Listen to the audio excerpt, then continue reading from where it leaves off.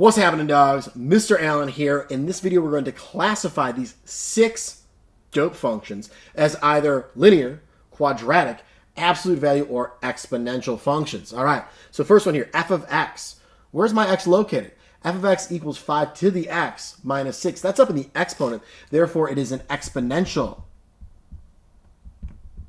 function. Sometimes when I speak and I write, I end up spelling it wrong. Okay, so exponential function. Now, does this have a max or a min? No, exponential functions do not have a max or a min. In this case, it's an exponential growth function, so it'll look something like this here, where it just keeps going up steeper and steeper and steeper, but it never stops, so it doesn't have a max. And here, it's going to keep approaching a number, but never gets to that number, so it technically doesn't have a min. More on exponentials another time, though. All right, g of x. I have an absolute value equation here because it's absolute value of x plus 3 minus 1.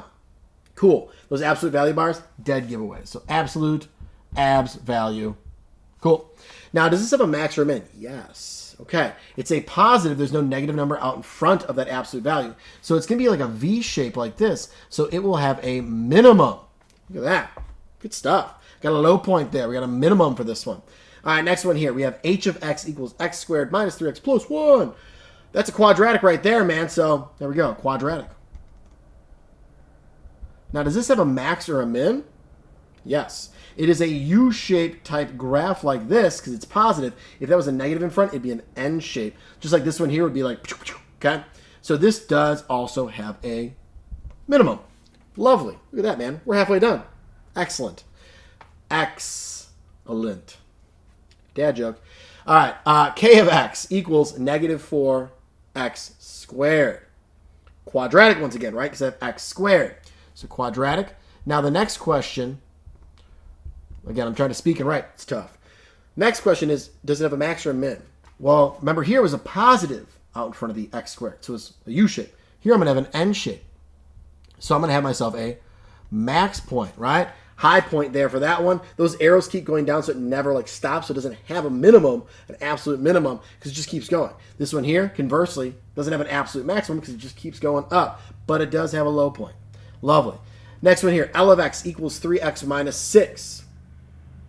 That's our linear, right? There's no exponent here. The x isn't in the exponent. There's no absolute value bars. That's our basic linear equation. And since it's positive, it's going to look something like that. So there is no max or min there, okay? So, lovely. No max, no min. That's it. This one here, m of x equals 0. That's freaky, man. It's just equal to 0. Who does that, right? I do that because I wrote the problem.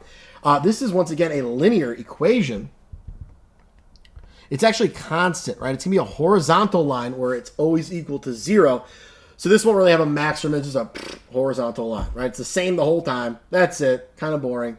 But, you know, it's there, right? Cool. So 3 of them had max or mins. 3 of them did not. That's awesome. Fantastic. So for exponentials, look for that x in the exponent.